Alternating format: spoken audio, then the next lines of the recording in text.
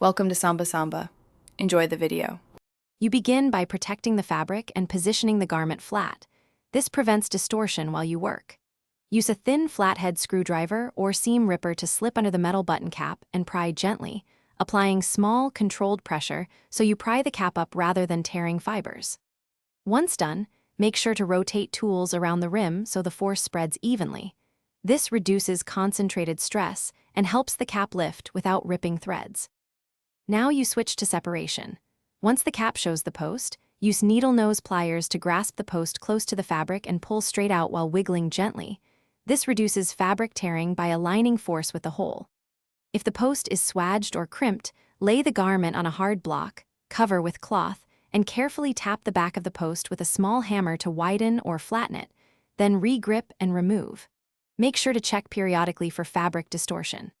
To finish, trim stray threads and press the area flat so the repair sits neat. If the hole is small, reinforce from the underside with interfacing or a small patch before installing a replacement.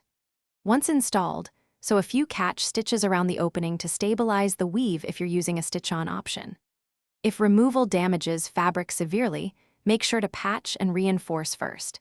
This tip prevents the new fastener from pulling through and prolongs garment life. Thanks for watching. Consider subscribing if we helped you.